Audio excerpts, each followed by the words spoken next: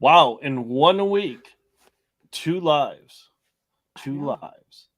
That's pretty That's a crazy, good right? I number, mean, we went on a right? hiatus of like almost a year, Yeah. and And now then we're it's like, like oh, we're hey, just dropping wherever we can.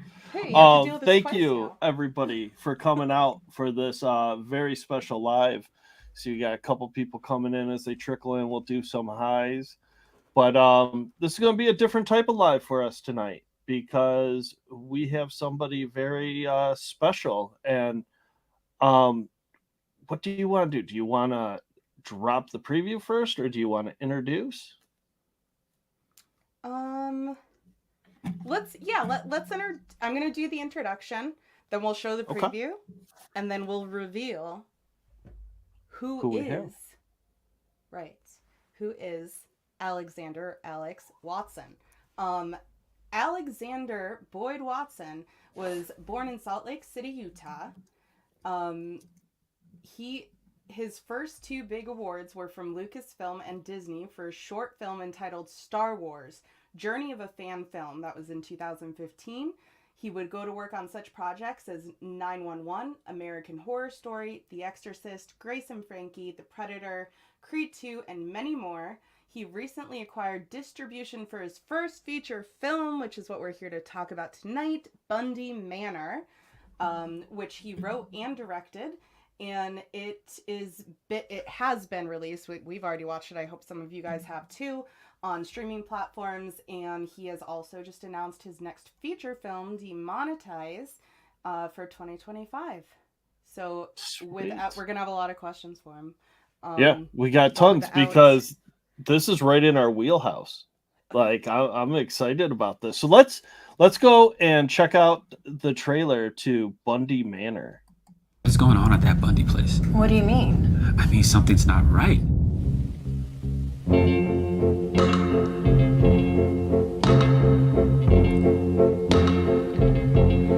Welcome to our little town. What brings you out this way? My mom passed, so we're just out here working, getting her property and stuff taken care of. Have you gotten used to the screams yet? Hey, what's that over there? It's like someone's a little too excited for Halloween. My friends call me Rob. This is my wife, Leah. People just walk through like a normal haunted house. Well, we used to do it every Halloween in my backyard. Now we have to do it 3-4 times a week just to keep up. You know, you could say we got pretty famous. I really just have to make sure that the people doing it know what they're getting themselves into. What are they getting into? You chose to be here. You signed your life away. You are mine. We just need to make sure they're not crazy. Because they like horror movies like me? Am I crazy, mother? Did your parents ever decide whether you can come and help out or not? I've watched all your videos. I guess I'm kind of starstruck. You just can't keep your noses in your own business. You should be honored. You're my biggest fan.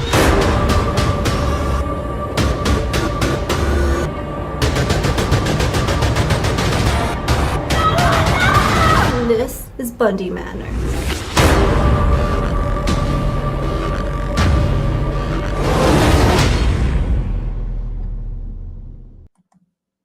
I love that. And this is Bundy Manor. Oh, I can't hear you, Boston. You're muted or something. So there you are. Yeah, such a great preview. So excited. Daydreaming, thank you for coming. See you in chat there. Are you ready to bring up our guest for the night? yes, absolutely. All right. Let's bring up our guest. What is going on? Hello. Hi, thank you so much for having me. This is quite an honor, as I'm sure we'll explain. But I've been nervous about this all day because if there's anyone I want to watch and like the movie, it's you guys. So Appreciate this is such a treat to be a part of this. Yeah, I have so many questions. I know I first want to start off like what got you into filmmaking?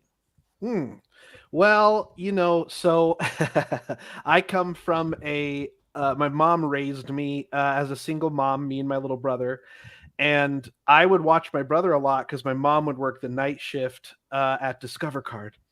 And while trying to entertain my brother, one day my grandpa, he upgraded his camera and he gave it to us to like record family events and stuff. But instead, me and my brother at night would just like record ridiculous things like stop animation things, or there was some horror. We made a haunted mask thing. But yeah, I just started like obsessing over that. And I just, I think as a kid who really was kind of struggling with like, because we moved a lot with the divorce and stuff, like, trying to connect with friends and family. I think, and my mom is just obsessed with capturing moments, and she always loved to take pictures and things like that. And so I noticed people laughed and had a reaction when I would film on this camera and pretend to be somebody. And so that was probably the little nugget that got things started, and things just snowballed from there. That's awesome, man. Yeah, I love hearing those stories. I love I'm a huge film buff. That was what I wanted to get into. And like you, the second you got a hold of that camera, you said it, stop motion animation. It's like you gotta just go for it, right? Exactly. That's so awesome. So now you've worked on other movies, you've done other things. What made you say, hey, I need to do a movie about an extreme haunt? Yeah, so I mean, I've always loved like going to haunted houses, and I grew, like you guys mentioned, I grew up in Salt Lake, and so there was a lot of like fun ones they did here and there, but I never quite heard of anything extreme, even though there is an extreme haunted house in Utah. I believe at Friday the 13th is what they call it. But one day, I think this was a long time ago. It's probably 2016 or 17. I know this is where a lot of people get exposed to a few extreme haunted houses, but there was a documentary on Netflix about people who basically make haunted houses in their backyard. Mm-hmm. And you could tell the filmmakers started to highlight people, but then they realized like, oh man, there's a lot more going on with these extreme haunts. And so I kind of fell down a rabbit hole, as a lot of people I've always learned have done. And I've learned, the good and the very bad of it all, and the line that's very easy to cross. And I just started to think, basically the question that I kept repeating in my mind was like, how easy would it be for a serial killer to be doing this? And and so it just kind of started to snowball from there. And obviously, as I learned more about people who run these extreme haunts, I'm not saying all of them are bad. I've interviewed like some of the head ones, and some of them are fine, but obviously, as we all know, there's some that are just, unfortunately, just not great people. And so, and they're running these things. They're, straight up sometimes torturing people. And there was just a lot of fun questions that kept popping in my head about like the number one thing too. I mean, I'm going to say that a lot, but another big thing is like you watch, I would watch some of these videos because they would put them on YouTube. That was another fascinating thing. And they would go from the beginning to the end and just get brutally, just, again, I'm going to say tortured. I know that's contentious potentially with what I'm saying, but that's how I feel. But then they would come out the other side, and some of them would be like, yeah, that was great, dude. Yeah, sweet. I'm going to go conquer the world now. And like some of them did. And I get that. But some of them who still smiled and said that, I interviewed later, who can't get over it and like still dream about it and like still have issues. And so, yeah, it fascinated me, to say the least. Yeah. There's people out there, and real quick, I want to say hi to Burmese and Heather Dizzle for coming in. there's people out there that go through these extreme haunts, and like you said, in the moment when they're put on the spot, they want to be nice, they want to be polite. I loved it, it's great, I got a smile on my face, and then they go home and they just have to deal with the trauma. Now, I'm referring to only one extreme haunt that I've really heard that happen to, because there are many of them out there that I've attended myself. And, I will say that I'm more of a veteran when it comes to this stuff. And I wouldn't recommend just somebody jumping right into a hardcore one. But a lot of them, the ones that have a story to it, the ones that have some kind of personal experience wrapped for you, I think there's a lot of takeaway that a person can get from that. Let's see. Yeah, absolutely. It's and that was an interesting distinction, right? Was like, because I lived in LA when I moved out in 2016, and like that was an interesting distinction, because I would see people say extreme haunted houses, and like I would investigate it further, but that's a very broad spectrum. Like some people would label extreme haunted houses, and it's just like, oh, you're going to get touched every once in a while, or you're going to get separated from your group. But yeah, there's some that are much more extreme. So yeah.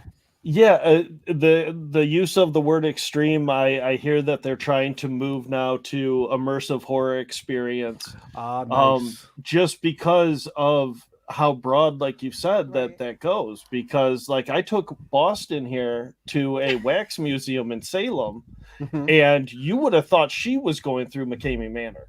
Like she was screaming. We almost had the safe word halfway through it. It was loud. We get out of it, and the lady at the desk is like, I've never seen that happen before. I mean, they got great promo footage for the most terrifying wax museum now in Salem. But when it comes to going on a ghost hunt, believe you. Boston doesn't even flinch. So I'll give her that, I ain't scared of no ghosts. Nice. So I see a question here that I know we were going to ask. Have you ever attended one of these?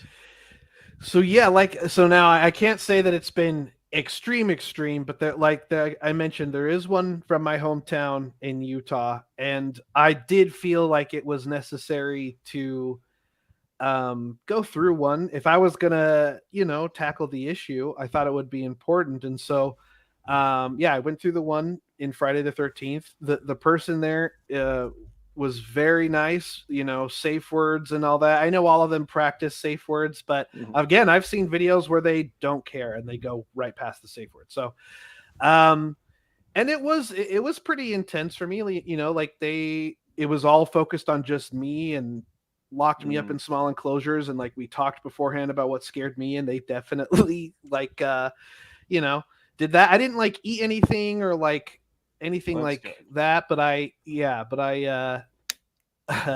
except when it came to Bundy Manor, which we can talk about in a second. But I just felt like that was important. You can't really, it just felt hypocritical if I was going to do this without trying myself. So let's segue into the actual movie now. I take it this was your first feature film. You did this yourself. I see that you wrote it, directed, I believe produced it as well.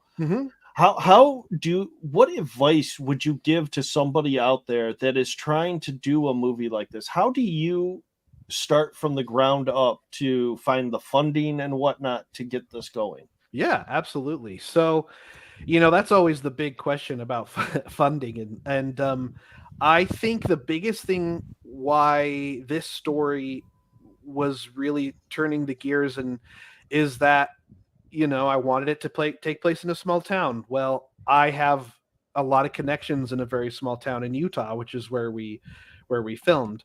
And so I think a big key to it is if it's going to be your first one, if you're going to have very low funding, play to what you have, or write to what you have access to. You know what I'm saying? because we had access, like I said, we had access to the small town, but then my friends owned that theater that we filmed in, and so that was a free location, that we could use. And so, and then I lived in LA, but the reason we shot it in Utah was because I had tons of friends that I can, like, crew and cast. I see some of the cast is actually and crew is in the chat, which is very nice. Oh, very nice. Yes. Welcome. Thank you for coming. Yes, Pam played Leah, the wife of Rob. I see her in there. Sweet. Oh, I loved her. She is a great character. Yeah, her character is very fun, and the big reason is because of her. So, and yeah, Pam's another great example of, like, we just had a lot of talent, a lot of crew out there. So I would say, if you're trying to get your first feature film, really write to what you have. Don't write huge extreme set pieces. Just try and, like, look at what you can do and start writing a story. And luckily, like with me, Bundy Manor was something that was just, like, already stirring anyway, and like and like it just all fit in general. So, oh man, now I'm a little creeped out. I'm not gonna lie. Now I'm a little scared. we got the man, the myth, Rob the legend. Himself. Rob is in the house. Oh my gosh. Very Hi, Walter. cool. Thank you for joining, buddy. Yes, thank you. Cool. So, yeah, all right. So that's great advice for people out there trying to get this going. So you got the script, or at this point, you had the town. Did you have the script before you had the locations? Because sometimes I hear you write a movie around the locations. Yeah, that's definitely what I did. Is like I was thinking about, because I was using, like, he was going to build it in his backyard originally, but then I was like, but how cool would it be to, like, shoot in a theater? And so I was like, that's just going to up the production value, and so I kind of set the locations first, and then wrote the script around that. And then I wrote it during 2020 while quarantine was happening. I didn't have much else to do, so I just went at it really hard for the script there. Okay, so what was that like, doing that research and that for that script?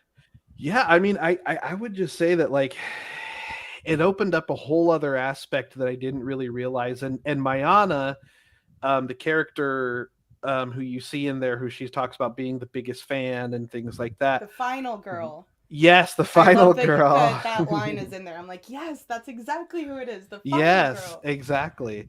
Her character really flushed out and really was, I would say Rob and Eric are both kind of like people I met and interviewed, and like I used a lot of, like, experiences with them. Obviously Mayana is, at least we hope, dramatized a bit more of what's happened. Not trying to throw any accusations out there yet. But it could easily happen. Right. I think everyone does still have limbs. I mean, I don't know. Spoiler. I don't know. You're gonna have to watch the movie if you haven't. Exactly. So, but yeah, I oh man, and now I lost my train of thought about what. Oh yeah, so the research, and then interviewing you was a big one. That was awesome. Yeah, that's how this whole connection thing kind of came about. And I will say, I think the biggest takeaway I got from you, I don't know how much we can say names. That's up for you to decide. But I don't care. You can say whatever. Okay. So we talked before I was under contract on that. Okay. Talking about Russ and his personality, that was a heavy inspiration to what Rob came to be. It was multiple people, but you talking about, like, I think you mentioned there was 3 different Robs. Yeah. And while I was talking to Walter, I don't know if he's still here, but Walter is the actor who played Rob. That was a big aspect, right? This charismatic person, this religious person, and then this, quick turn of, like, if you betray him, or, if you're not with him, you're against him, period, and so, that was really big influential with that. And just kind of hearing about how people would struggle afterwards. So, I mean, bravo on Rob, like, Rob's character Mhm. because he watched it first. Chris watched it. I before watched I it watched it. right away. Right, Oh. like immediately, and was like, it's eerie. It's eerie because I think that's another reason as to why kind of and side note, I personally love the social media that you use in it, because as far as the social media kind of boom that happened, really the manor is the only place that I've seen, I mean, correct me if I'm wrong, Chris, but that's the only place that I've seen get that kind of social media attention where like it kind of grows into something it's not. It's a snowball or rabbit hole. It builds its own legend. So on a deeper level, I'm watching Bundy Manor and I'm seeing all these similarities and in the character that Rob's portraying, and then you see the little social media, you know, people thinking, oh, he's a great guy. Oh, it's so terrifying and scary. It's like none of that would really happen if it wasn't for the Rob type of archetype, I guess. Like that character that's so charismatic that you kind of just trust because he's such a nice guy. I mean, he's not making money. He's giving clothes away to the homeless. So exactly. Of course I'm gonna let my kid go do their homework with him and scare people for fun. Yeah, that's what I loved about the flow of the movie. Just seeing all those different aspects of that character. You see the townspeople loving him. You see the real side. You see the neighbor side. Come on over. It's going to be fun. You know, I loved how well that you had that in there. I got a question here. The movie has 100% Rotten Tomatoes. Were you expecting a score that high? Well, I no. I think, you know, it's still pretty early. You know, it's still pretty like, I would be happy if we got anything above a 60, if I'm being honest. And I know a lot of people maybe out there might be like, whoa, what are you talking about? That is, but you know, this is a very low budget movie. And I understand that it's not going to be everyone's cup of tea. And like, you know, we really could have, we kind of had a decision to make of like, hey, should we like make Rob mysterious and like we don't know if he's like doing bad things and like we're just, you know, and like I was like, no, I really wanted to lean into the story aspect and I really wanted to lean into his character and like what he, you know, puts people through. So it's not going to be everyone's cup of tea. And you know, some people even say it's more of a thriller than a horror. And I tend, you know, whatever they want. Right. So but you know, as of right now, that is, I think we just have some very supportive people and I appreciate them. And hey, don't feel obligated if you go and watch it and you don't think it's 100% worthy, by all means, please go and give it an honest rating. So I thought it was an incredibly well done movie, incredibly well written. The actors playing the characters, you know, the ones that were based on other people. I felt that. I felt that presence. All the actors were great, but you know, going with them, I could see it. I could see what you were doing with the movie. Okay. 100%. That makes me feel, that's probably the best compliment anyone can give especially who it's coming from. So thank you for that. Yeah. So there's got to be a time on a film set that there's just a memorable moment that happens for you. Like, do you got one or two of those that you could talk about? Sure. I mean, you know, this whole experience was just because you know, this is my first feature film that because I've worked on plenty of them and edited plenty of them. And, you know, like you listed, I've been very fortunate to work on some pretty big TV shows. But this was like my baby, and like to see it go from beginning to end and casting, and you know, now we're at this point where it's actually out in the world for people to see has been great. On set though, I mean, for me, there's two moments that come to mind. One is just like when the crew truck pulled up and we were at the first house, you know, the house location where the family stays in. That's where we shot most of the beginning. And like, just seeing everyone show up, and I like had the tea in my hand, and I just felt like, oh my gosh, this is happening. Tear comes down your cheek, like it's finally the start of. I mean, and it kind of was hitting.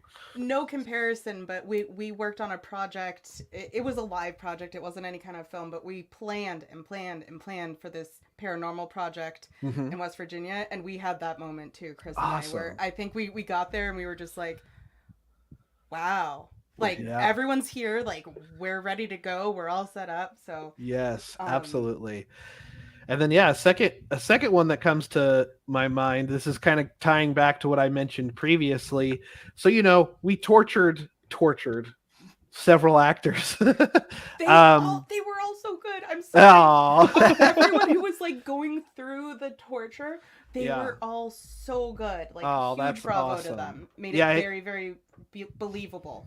Oh, that's good. Yeah, we really tried to, and all of those we found clips of it happening. Like none of that was like, a lot of people are like, oh, it's just for movies, but no, that like we legit found someone getting their teeth pulled, and we legit found people getting head shaved and stapled, and that all happened. So, but there is a story that I did want to share. So we're torturing people for like 2 days straight. That's such a weird sentence to say out loud.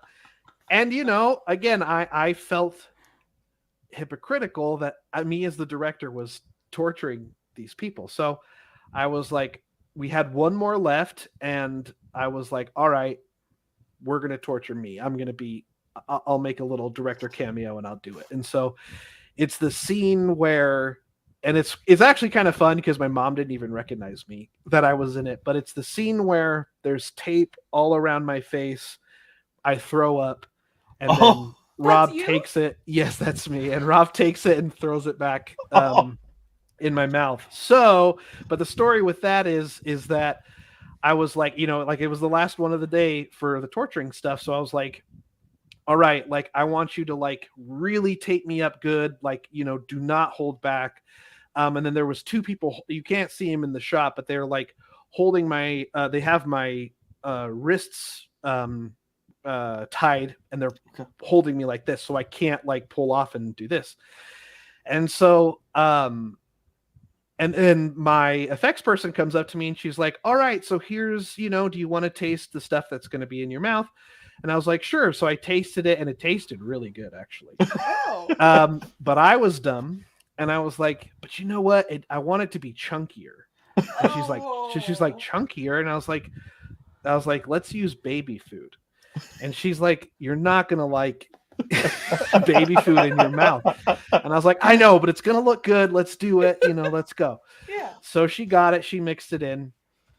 So, and again, this is just a lesson learned. Like, I just thought, oh, I'll call action, or I'll call cut when it's done, But see, I have vomit in my mouth. So, someone else calls action. She goes crazy, man. She starts taping me all up. But what she doesn't realize is she tapes my mouth and my nose. So I can't breathe. So I ended up swallowing a bunch of the baby food and all that stuff, and like I'm trying to pull, and like the extras are like, oh, sick, he's really getting into this. And I'm like, oh, amazing. Yes, well, thank you. So I finally got free and pulled it out and spit it out. And everything was good after that. I ended up going to the ER the next day because my stomach was but it was fine. It was just like my stomach hurt so bad the next day. But everything was good. Lesson learned. Like, always got to be safe. But so I guess it's fair to say you have been through an extreme haunt. Hey, at this point, it was just your own and self-inflicting, I guess. Right. We got some more people that came into chat. Raina, Holly, hi, good to see you. Thank you for joining us. And Heather had a question back here. Yeah, I want to make sure we get to that. She wanted to know, what is Alex's favorite horror, because I assume you're also into horror writer / director. Oh man, okay, well, other than yourself, of course. I don't know, I think I need to improve a little bit. So the first John Carpenter, like Halloween was the first thing for me. Here, oh wait, it's this side. Hey, There you go. Yeah, Jason's over here, but yeah, I John Carpenter was the first for me. Halloween was one of my first horror movies that I saw. But modern, I love Jordan Peele. I love the stuff he has going on. Yeah, and then Mike Flanagan is probably a big one that I'm always talking about because I feel like not enough people know his name, and I'm like, look, go watch Hill House. And I know this is controversial, but I love Dr. Sleep. Go see Dr. Sleep. I thought Dr. Sleep was an amazing movie. Yeah, I love it. I think it's great. I even watched the director's cut, which is so incredibly long. Is it really? I haven't seen that one. It is. I but haven't it is so seen good. it. I won't lie, I haven't seen it, but I will check it out if you two both. I love Hill House though. Oh yeah. So And we I'm got excited for the his new person one. who asked you that question is giving you a big yes. They approve. They All approve right. of your answer. Sweet. I love that. I want to just circle back real quick to because you were saying a few things about like you were taped up but the cameras were rolling and you couldn't breathe and like obviously that's really dangerous, like extreme haunt and this is kind of what Chris created this channel back in its creation, was to like be able to tell people about like where are the haunts you can go to that like all the safety protocols are taken very seriously, the ones that people can go enjoy themselves and not accidentally get all of their breathing holes taped over. But I just thought of something, because this is another thing that in your writing and in the portrayal of Rob, anything for the shot. There's a scene there where one of the main characters passes out, like goes down. Yep. Someone else runs up. I'm trying not to give spoilers. Someone runs up to see if they're okay, and they're kind of like stopped because Rob's got the camera. And it's just so eerie and so creepy because that's exactly what real life inspiration version is like as well. Yeah. Anything for that shot, even if it's too far. Yeah, exactly. Or even maybe they should have stopped. Yeah, I kind of approached it as those videos were, serial killers have trophies, right? And a lot of people would say, oh, it's the severed arms. But for me, I wanted to treat the videos as his trophies because one, he would get more of them, and two, they're his art. It's his art form, right? And he wanted to make sure that everything looked good, not just filming wise, but yeah, I really wanted Walter, the actor who portrayed Rob, because he did film a lot of those torture scenes himself. Like we strapped him to this, rig.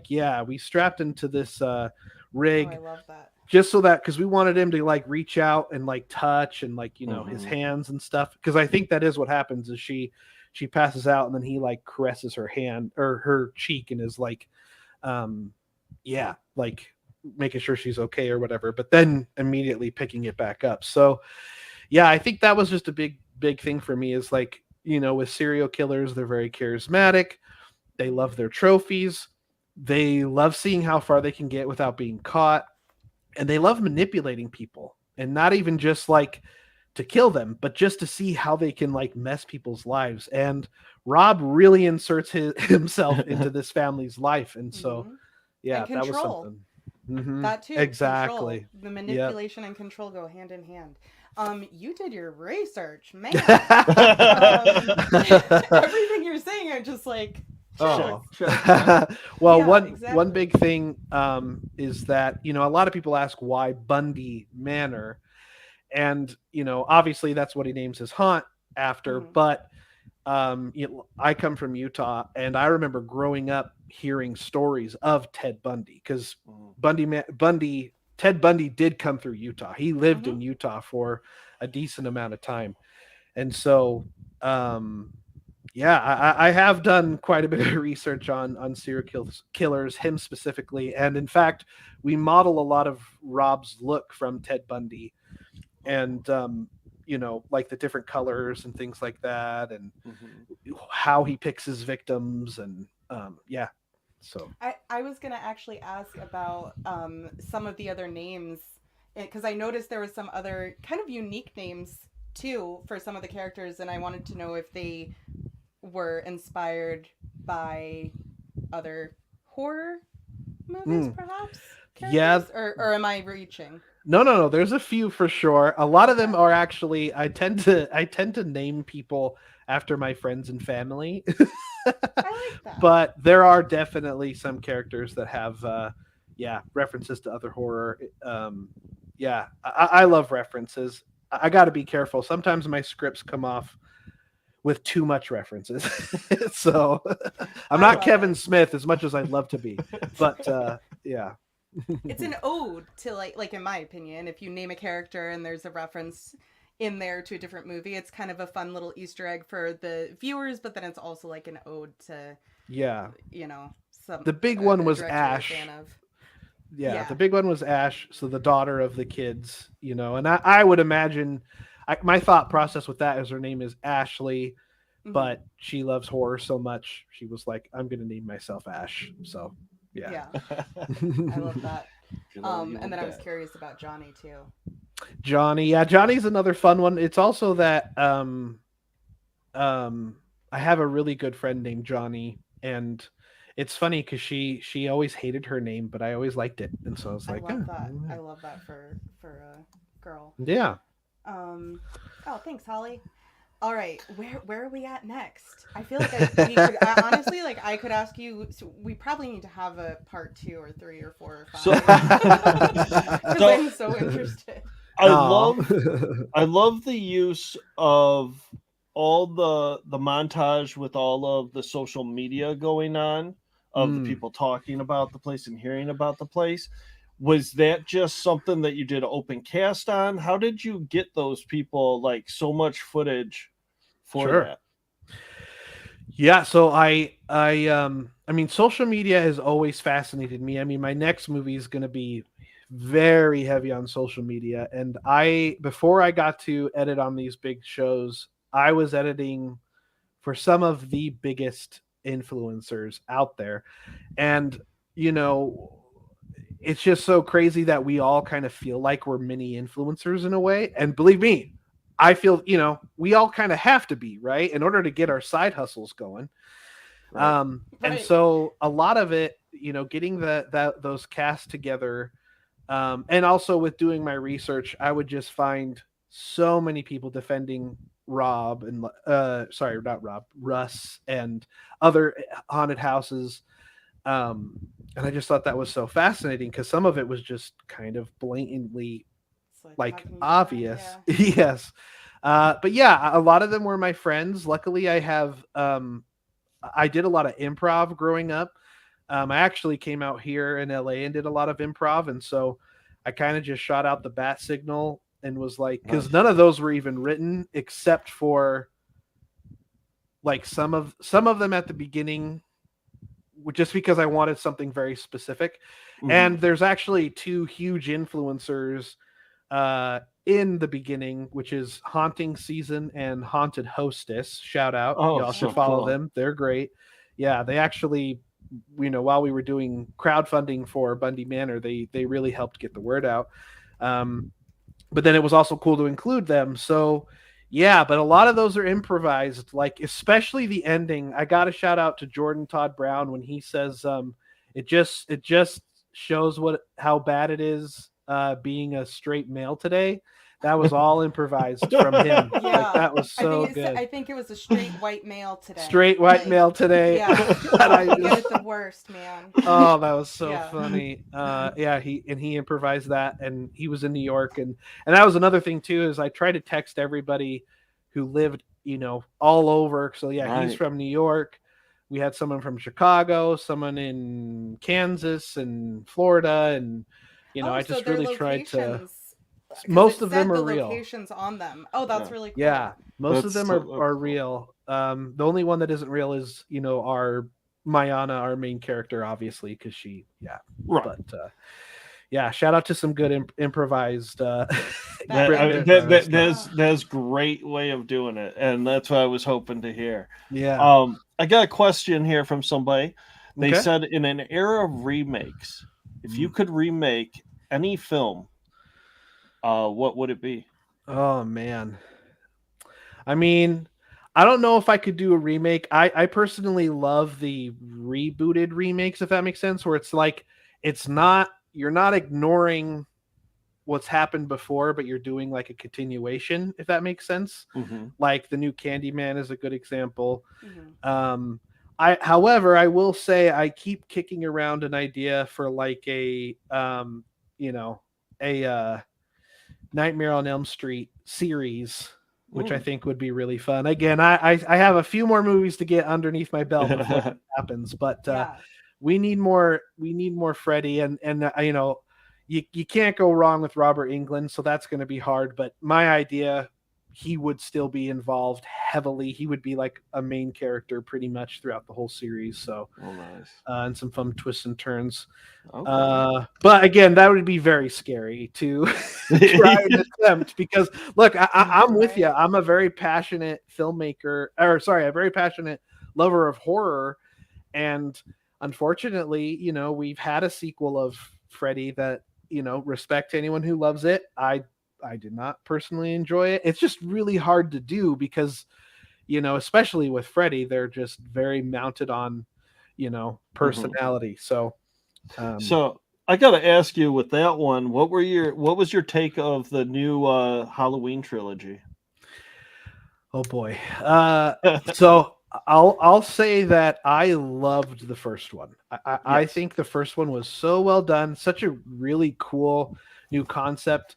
So I start celebrating Halloween in September, and September I watch horror movies I haven't seen, and then October is dedicated to like the OGs that very rarely change. And I still watch the first Halloween, and then I actually do watch the new one every year because I did really like it. The second and third one were really hard personally for me. The third one I needed to see again just because I've had some really like people I really respect be like, dude, you got to see it again because like I think you missed out on some big things. So because I've only seen it once, so I do need to give that another shot. So I don't want to be too harsh on it. The second one I think just focused.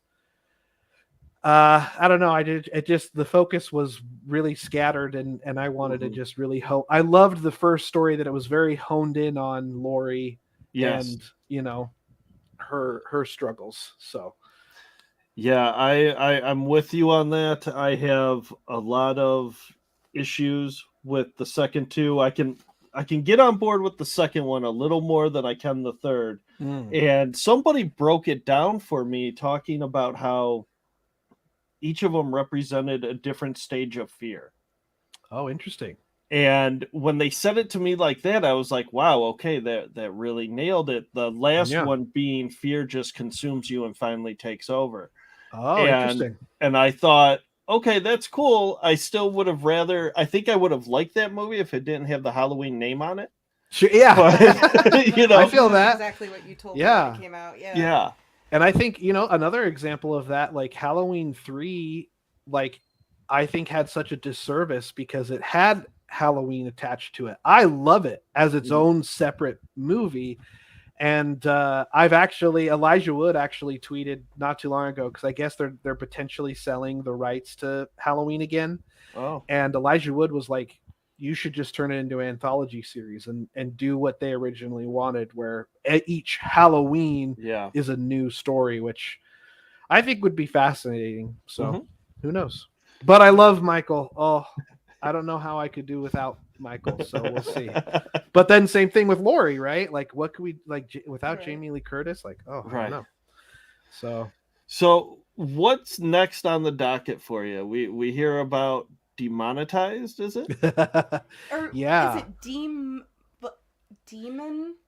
So or just demonetized? Because it's called reading too. Okay. No. Well, it's called Demonetized, but so I wrote this movie with a writing partner. Her name is Janine Hogan. She's fantastic, and this is a horror comedy. There's definitely comedy in Bundy Manor, but this is like very horror comedy, and demonetize. So it's basically about a group of influence. Well, actually, it's about two ghost hunters, funny enough, who discover that the way to prove ghosts are real is by using social media influencers. And for some reason they draw from their energy and become very powerful and active, and they try and figure out why that is. And but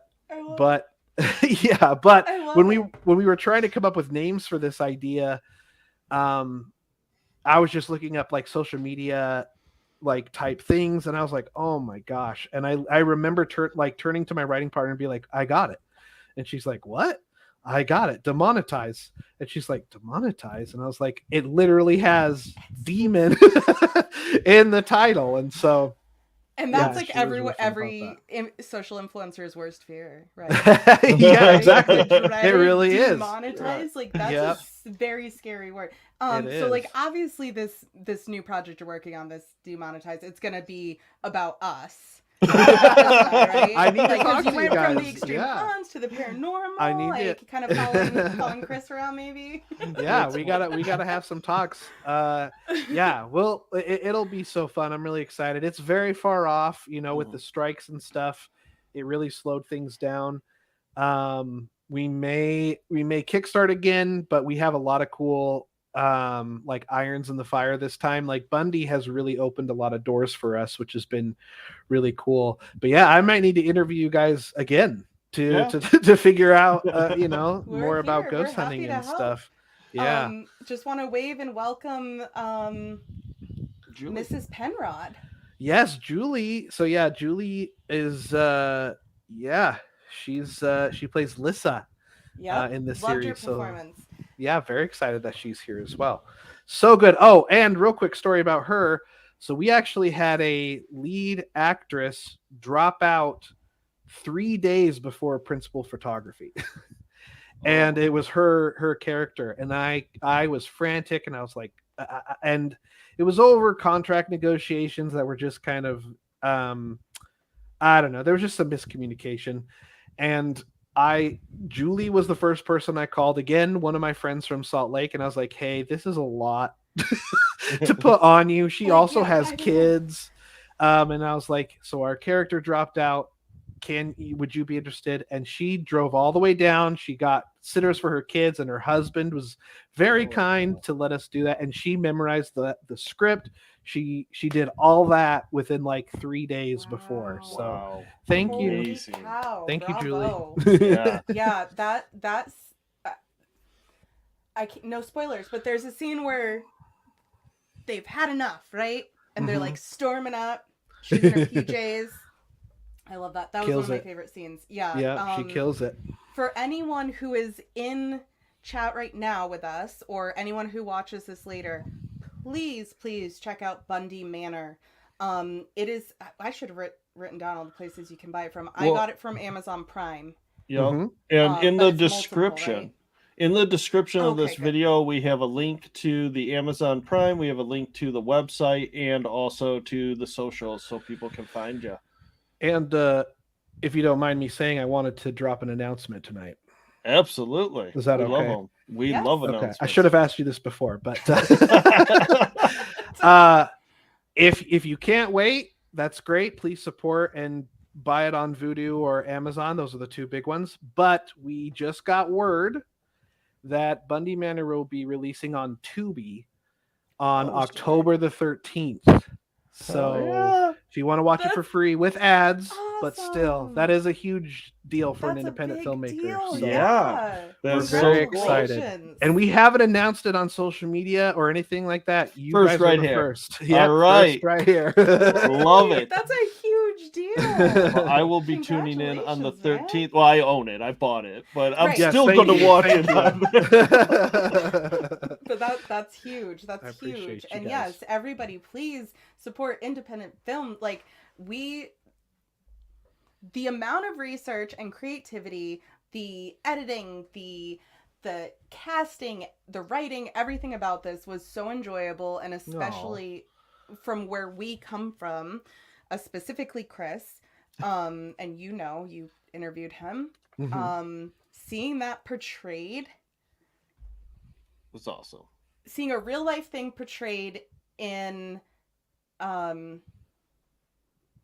different way, and then adding on top of it to make it a horror movie. Like you said, it's to me it's horror thriller. And those are all things that not only does Chris love, right? So it's like watching a real life horror movie that you've been through. But I just think this community in general, like obviously people that are into haunts love horror, and this marries the two, and it's the first we've really seen something like this, and I think you've done an absolutely terrific job. You've got some fans. Well, thank you. Sure. So we're going to wrap up here. Is there any last thing that you want to plug? Any shout out you want to give before we go? I mean, thank you guys. Like I when I interviewed and I really realized that like this affected real people. And this is something, we wanted to make sure that we were spreading awareness, but and telling a horror thriller story, but also being respectful. So I hope we did that. And shout out to the cast and crew. You can follow me on all my adventures and see the development of our next movie at Waddy McFly on all social medias. And again, maybe if you're open, maybe we'll come back on once we get the next one rolling. Absolutely. And 100%. we can chat. I am honored that you have come on to give us this interview. Oh, of course. It means a lot to us. Oh. So really appreciate that. Oh, thank you. And we'll be in touch. Like I said, lifelong fans here. So. Oh, well, same. All right. Well, thank you everybody for tuning in, and we will all catch you later. Remember, description, you can buy the movie. There's a link. Go get it. Support. Thank you. And one last thing. What was that? I'm going to write it down because I'm going to add it to the description. Your social media link? Oh, at Waddy McFly. Waddy McFly. Yeah. Perfect. All right. We Well, will thank add that you. too. Cool. Thank you, everybody. Have a good one. Bye. Thank you. Bye.